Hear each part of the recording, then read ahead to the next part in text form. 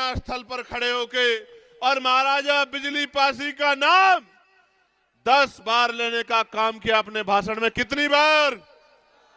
10 बार लेने का काम किया। लेकिन आपको शायद ये नहीं पता है कि जो प्रेरणा स्थल बनाया उसमें महाराजा बिजली पासी की अगर एक शानदार मूर्ति भी लगा देते तो हमारे दिल में भी ठंडक पड़ जाती। अगर लखनऊ के बसाने वाले महाराजा लाखन पासी की मूर्ति लगा देते तो हमारे कलेजे में भी ठंडक पड़ जाती।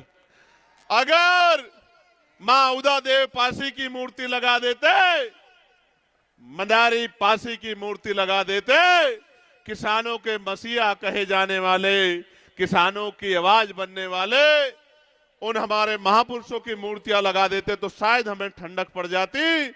लेकिन हमारा पेट तो सिर्फ बातों में भरा जा रहा है और ये आज से नहीं हो रहा है मेरे लोगों, ये आजादी से पहले भी और आजादी के आज बाद भी लंबे समय से बातों से पेट भरा जा रहा है। प्यारे साथियों, आप जाकर देखो गांव देहात में आज भी अगर मकान पक्का बन गया है तो प्लास्टर मेरे लोग नहीं करा पाए।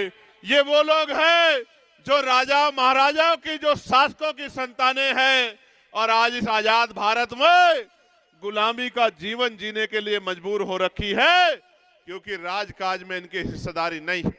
प्यारे साथियों, जब 12वीं शताब्दी में आपका झंडा डंडा इतना बुलंद था तो आज आप इस देश में राजकाज जाने के बाद जुल्म जाति के शिकार इस देश में हो रहे हो। हम लोग उत्तर प्रदेश में हैं और उत्तर प्रदेश में किस तरह का अन्याय कमजोर वर्गों के लोगों को सहना पड़ रहा है आपसे छिपा हुआ नहीं। आज यहाँ बहुजन समाज का ये जो बड़ा सा जन समूह इकट्ठा हुआ है, ये दलित, पिछड़े, मुसलमान, आदिवासी, जैन, बौद्ध, ईसाई, अल्पसंख्यक समाज के लोग, ईसाई समाज के लोग बड़े पैमाने पे इकट्ठा हुए। सबके मन में चाहत है कि गुलामी के दिन खत्म होने चाहिए। मैं एक बात आपको बताना चाहता हूं, इस देश में कौन हमारा अपना है, कौन पराया है, किसने हमें क्या दिया है और किसकी वजह से हमें गुलामियों की बेड़ियां सहनी पड़ी है, जब तक मेरा नौजवान नहीं जानेगा तब तक बात आगे नहीं बढ़ेगी। आप याद करो और मैं जो बात कह रहा हूं आप इसको चेक कर लेना। मैंने पार्लियामेंट में बात कही थी कि हमें जो भी अधिकार मिले हैं वो मांगने से नहीं मिले मेरे लोगों, उन अधिकारों को हमारे महापुरुषों ने अपने 4-4 बच्चों का बलिदान देके छीनने का काम किया है, लड़ लड़ के लेने का काम किया। मैं इसका एक उदाहरण बताता हूं, बाकी उदाहरण आपको किताबों में पढ़ने हैं। मैं आपके याद दिला देना चाहता हूं कि जब भारत गुलाम था तो गुलाम भारत में 1919 से पहले 3% लोग वोट करते थे। कितने परसेंट लोग? जोर से बताओ, जोर से बताओ। 3% लोग। फिर माउंटेंगो चैनफोर्ड समिति बनी, उसने कुछ सुधार करने की बात कही, सुधार भी हुए और 3% से बढ़ के 15% लोगों को वोट देने का अधिकार मिल गया। गौर से सुनना, पहले 3% लोग वोट करते थे, फिर 15% हो गए।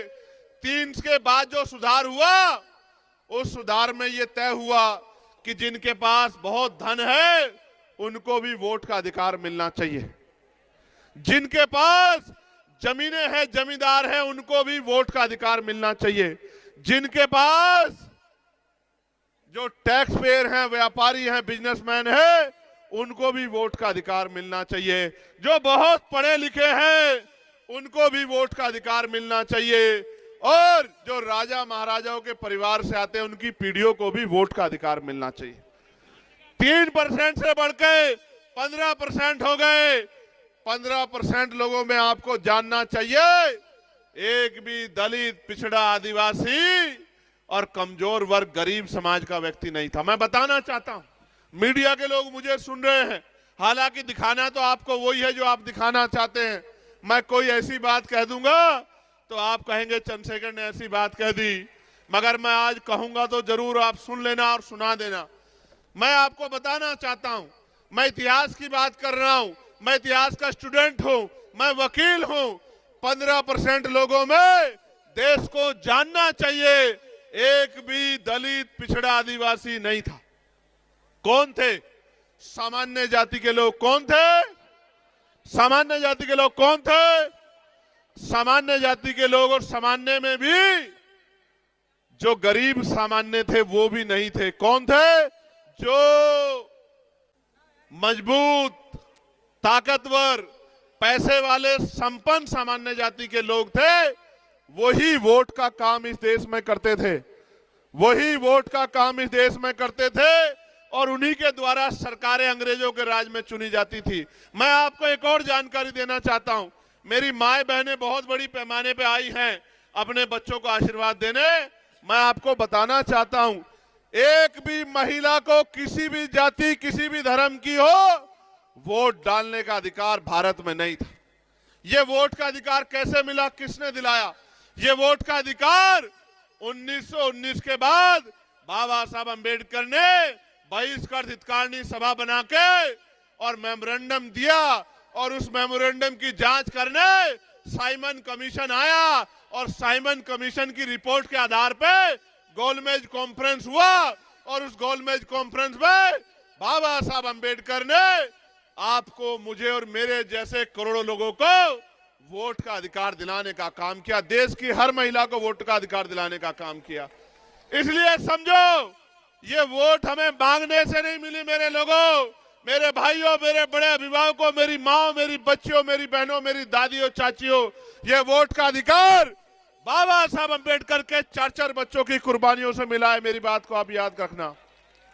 और आज SIR के जरिए मुख्यमंत्री जी ने कहा 4 करोड़ वोट कट गए हैं, और अब जब SIR का आंकड़ा आया तो 2,89 लाख लोगों को वोट कट गया। 2,89 लाख लोगों का वोट कट गया। मैं ये पूछना चाहता हूं कि अगर 4 करोड़ वोट की बात मुख्यमंत्री ने कही, तो मुख्यमंत्री ने झूठ बोल के प्रदेश को गुमराह क्यों किया कि 4 करोड़ वोट कट गए हैं? और अगर 4 करोड़ वोट कटे थे, तो ये 1.25 करोड़ वोट किसके हैं जो बढ़ाए गए हैं चुपचाप पिछले दरवाजे से? इसका जवाब उत्तर प्रदेश की सरकार को देना चाहिए। प्यारे साथियों, ये वोट का अधिकार है तो आपकी गलियों में बड़े बड़े महले वाले, बड़ी बड़ी गाड़ियों वाले, बड़े हेलीकॉप्टर वाले, बड़े बड़े कुर्तों वाले, जिनको आपसे बदबू आती है, तो वो आपके भी मोहल्लों में आ जाते हैं, आपकी गलियों में आ जाती हैं। जहां गाड़ियां नहीं जाती, जहां मोटरसाइकिल नहीं जाती, जहां कीचड़ है, जहां सड़क भी नहीं, जहां रेत है, गारा है, वहां जहां हमारे लोग पैर को ऊपर, पजामा ऊपर करके निकलते हैं, वहां भी लोग आते हैं चुनाव के समय, क्योंकि बाबा साहब अंबेडकर ने आपको वोट का अधिकार दिलाया। इसलिए वोट का अधिकार आपसे चला गया, कोई गरीबों की बस्ती में नहीं आएगा। मेरी बात को आप याद रखना। अभी बांग्लादेश में दीपू दास की पीट पीट के हत्या कर दी जला के। मीडिया के लोगों ने बड़ा हल्ला मचाया। मुझसे भी कई मीडिया के लोगों ने कहा, मैंने उस पर अपनी बात भी रखी। मेरा कलेजा छलनी होता है जब दीपू दास को वहां मारकर जलाया जाता, मेरा कलेजा छलनी होता है। लेकिन इस भारत के कोने कोने में जब हर जिले में किसी दीपू दास को रोज मारा जाता है, तो भी मेरा कलेजा छलनी होता है। तब मीडिया का कलेजा छलनी नहीं होता, तब इन नकली नेताओं का कलेजा छलनी नहीं होता, तब भी मेरा कलेजा छलनी होता है। आप क्या जानो मेरे दर्द को? ये मीडिया के लोग, ये सरकार के लोग क्या जानेंगे मेरे दर्द को, जब राजस्थान में मटकी छूने पे इंद्र में